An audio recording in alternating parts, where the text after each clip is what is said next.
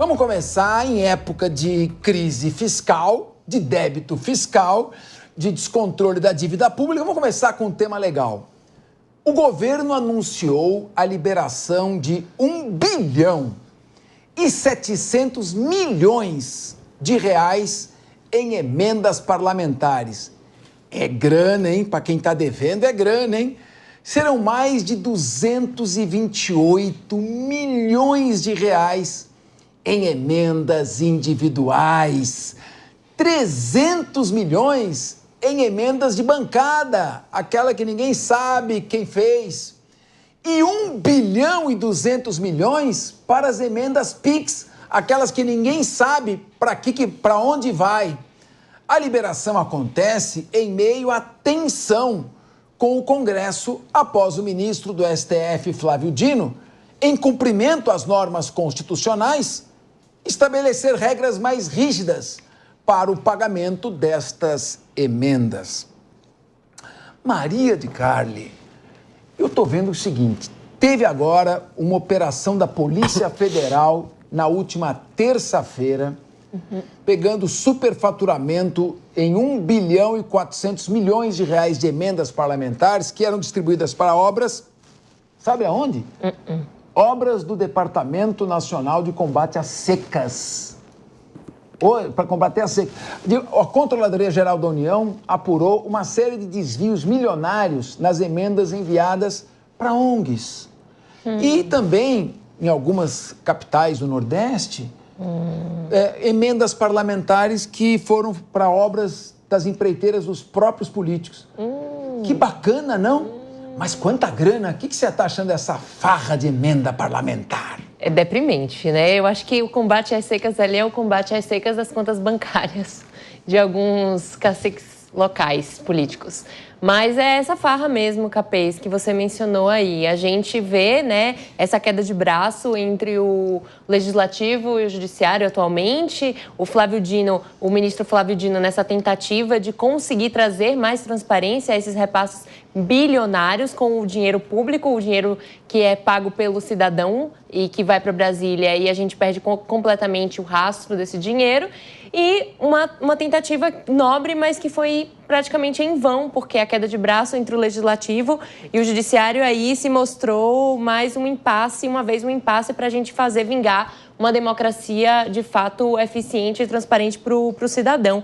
Eu estava até vendo, né, você mencionou alguns detalhes sobre essa tensão, essa relação muito tensa. Me pergunto como estaria Montesquieu nesse momento no túmulo, né, vendo que essa tensão tenha caído em péssimo cenário aqui no Brasil. Mas mencionando algumas falas de alguns dos ministros do STF, o Fux até mencionou, né, diante dessa cara de pau do nosso legislativo, né, ele mencionou algum termo, orgia legislativa, e o próprio Flávio Dino falou em democracia do piti, quando ele queria dizer que os membros do parlamento estavam muito eufóricos, no mau sentido, em relação à iniciativa de trazer mais transparência às emendas PIX. Tudo isso é muito triste, porque a gente tem um dinheiro público que poderia estar sendo, de fato, direcionado para causas boas e investimentos eficientes em educação. A gente comentava aqui mesmo na crise da educação que o Brasil vive, e a gente não faz ideia para onde estão indo. Estão indo para empreiteiras que são onde se mais tem dinheiro para obras de empreiteiras de próprios políticos no Brasil. Maria de Carli, o Montesquieu ia falar o seguinte: eu tenho um judiciário que legisla, eu tenho um legislativo que quer administrar através de emenda parlamentar, eu tenho um executivo olhando para um lado e para o outro sem saber o que fazer. Meu querido Rodolfo Maris, eu não estou entendendo. O Supremo falou, as emendas não podem ser emendas sem transparência. Já deu uma ordem. O governo tentou, através da Advocacia Geral da União, flexibilizar a seriedade das emendas. O Flávio Dino disse, negativo, vai ter que cumprir do jeitinho que diz a Constituição. E agora sai emenda PIX, sai emenda de bancada, tá tudo do mesmo jeito? Será que não vai haver uma crise entre os poderes? Olha só, Capês, aliás, boa tarde a vocês aqui da mesa, boa tarde a todos os meus amigos. Capês, antes de tecer meus comentários aqui, eu preciso fazer só um agradecimento a uma menina que é nossa fã aqui do Linha de Frente, a Manu, que está completando 10 anos e está na Dirce com a família dela nos assistindo, e me abordou ali super carinhosa. Eu prometi que falaria aqui em nome dela, então um beijo para você, Manu. Capês, foi uma queda de braço, como bem diz a Maria aqui, uma queda de braço onde o Legislativo, na verdade, não soube nem medir essas forças, sabe? O Flávio Dino, ele foi assertivo quando ele impôs regras mais rigorosas a fim de ter uma segurança jurídica em cima dessas emendas. E o que nós estamos vendo agora é que foi liberado 1 bilhão e 700 mil reais de emendas que voltou a estaca zero. Voltou totalmente aquilo que o Flávio Dino era contra. Será que nós devemos, nesse momento, aguardar as cenas dos próximos capítulos? Vai vir mais coisas sobre essas emendas parlamentares, uma vez que é constitucional? Será que foi provada ali uma inconstitucionalidade dentro das questões jurídicas dessas emendas? É o que fica para mim aqui, Capês. Professora Deise Chiocari, que não só combina o conhecimento teórico, como também a experiência prática, porque trabalhou no Congresso Nacional. Como é que fica o sistema democrático que pressupõe parlamentares comprometidos com o interesse público, e não apenas parlamentares com mandato popular? Quando você tem uma dívida pública batendo 9 trilhões de reais e o serviço da dívida pública, pagamento de juros, em 1 trilhão de reais. Como é que fica essa questão toda com o governo precisando fazer corte de gastos, apresenta um pacote que não corta gastos, e o Congresso Nacional dá essa contribuição, chantageando o governo? Capês, a gente tem muitos pontos assim, para falar sobre isso. Eu até vou tentar não me estender muito, mas a gente tem de uns anos para cá uma mudança de agenda do Executivo para o Legislativo, né? Isso propiciou uma força maior no Legislativo e por isso que eles impõem essa liberação de emendas. Então, por exemplo, não se vota nada agora até não liberarem os 6,4 bilhões de emendas aí que o Palácio do Planalto diz que vai liberar até o fim do ano legislativo, né? O Raimundo Faoro tem uma obra chamada Os Donos do Poder, que eu acho que é uma das mais penetrantes nas relações do Brasil aqui, porque ele fala que o fisiologismo brasileiro, que sempre existiu, apesar da modernização do Estado, então, de novo, que o fisiologismo sempre existiu na política brasileira, mas a gente tem uma modernização do Estado. Se espera que a política acompanhe essa modernização, mas o Raimundo Faoro, ele fala nessa obra que os políticos não acompanharam. A gente tem hoje um patrimonialismo político que é uma atualização desse fisiologismo. Então, o velho toma lá da cá. Eu só vou aprovar uma emenda que beneficia a população se eu tiver alguma coisa em troca. O Sérgio Abranches, em 1988, cunhou o termo presidencialismo de coalizão, que seria um presidencialismo justamente de troca de favores. Mas o que a gente vê hoje é esse fisiologismo exacerbado. Então, o Brasil tem um desafio histórico de reverter esse quadro, de deixar esse fisiologismo de lado e voltar a fazer uma boa política, se é que em algum momento fez, né? Eu acho que tem ali 1 ou 2 momentos da República Brasileira que isso aconteceu. Mas é um desafio histórico para os parlamentares e para a gente que vota neles, né?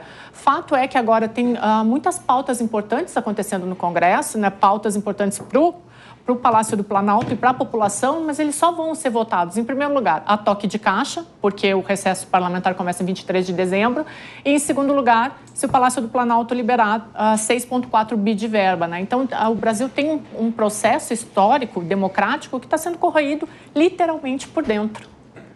Meu querido João Belutti, a questão das emendas, tem gente que é a favor, tem gente que é contra. Eu acho até que a emenda parlamentar, para alguns aspectos, ela é útil, porque tem aquela entidade que o governo não está olhando, que precisa de um carro, de um veículo, uma máquina de lavar roupa, por exemplo, principalmente quando atende idosos, crianças, aquela ruazinha que precisa ser asfaltada, que ninguém está olhando. Mas o que está acontecendo, Belutti, é que esta exceção está virando uma doença. Então, as emendas estão sendo completamente desvirtuadas para se transformar em fonte permanente de desvio de dinheiro, de irregularidade, de corrupção. E o Supremo podia aproveitar, não sei qual é a sua oposição, podia aproveitar e declarar inconstitucional.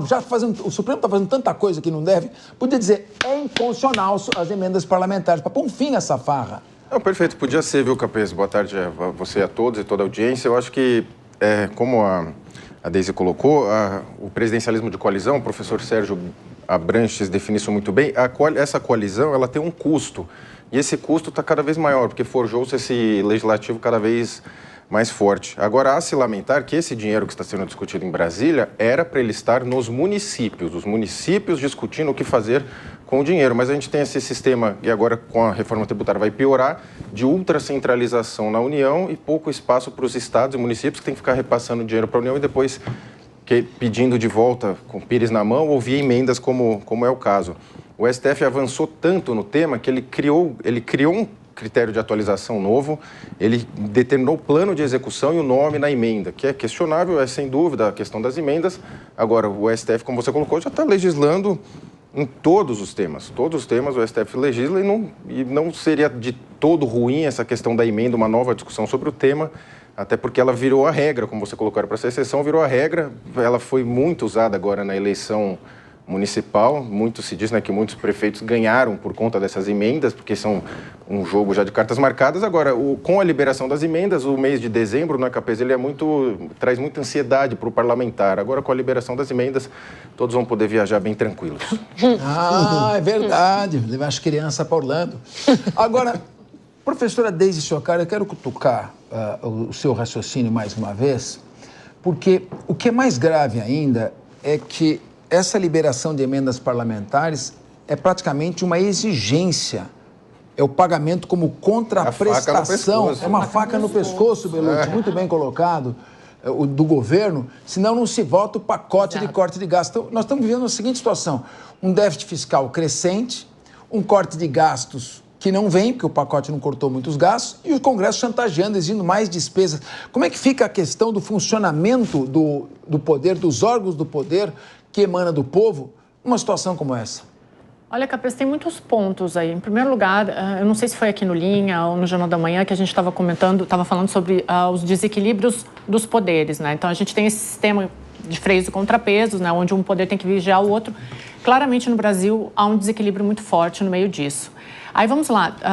A gente sempre teve fisiologismo na política brasileira, né? Mas eu acredito que de quando o Eduardo Cunha foi presidente da Câmara para cá, a Câmara começou a ter um poder muito maior, né? Então, uma agenda que antes ela era tomada pelo Executivo, agora ela é tomada pelo Legislativo de uma forma muito forte. Vide o poder que tem o Arthur Lira, né? O Arthur Lira está aí, se perpetuando na presidência da casa, vai fazer o sucessor dele, né? Não é uma figura que a gente pode ignorar. E aí, no meio disso tudo, a gente ainda tem as emendas parlamentares, que, ok, como o João falou aqui, desde a abertura democrática, do presidencialismo de coalizão, são uma moeda de troca, mas a gente está vendo isso potencializado. E é o que ele falou aqui, a tal da faca no pescoço. Eu não acredito, não vejo uma forma de reverter isso se o equilíbrio não voltar e se o Executivo não voltar a dominar as pautas, né? Então, como que isso pode acontecer? Com o Palácio do Planalto, com uma articulação política melhor. Por exemplo, Lula 1 e Lula 2, né, João, eram exemplos de articulação política, porque o Lula conseguia fazer ali uma articulação com o Congresso Nacional.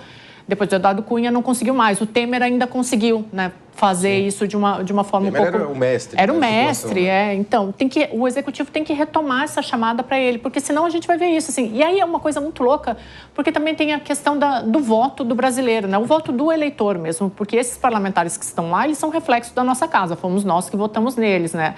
Então, em 2026, tem que ter uma renovação na casa para que isso mude, mas eu não vejo essa possibilidade enquanto a gente não voltar a ter um executivo forte. E é muito impressionante como a gente tem esse desafio histórico aqui no Brasil de legislar com uma visão de médio e longo prazo. E tudo que a gente tem conseguido de uns anos para cá é legislar no curto prazo. Por exemplo, votações importantíssimas na casa, elas não avançam. Posso citar 1 milhão aqui, PL das fake news, a questão do marco civil da internet que precisa de modernização, questões que vão para o STF quando deveriam estar no Congresso Nacional. Então, o Brasil está num balaio de gato, está muito bagunçado, mas a gente poderia começar, um primeiro passo seria uma renovação no Congresso Nacional. Isso que a gente está vendo hoje, pelo amor de Deus, de parlamentar votar a proposta que é importante para o Brasil, somente se tiver liberação de 6 bilhões de emenda parlamentar, quando para a segurança pública vão 900 milhões, a gente chegou na beira do abismo, né?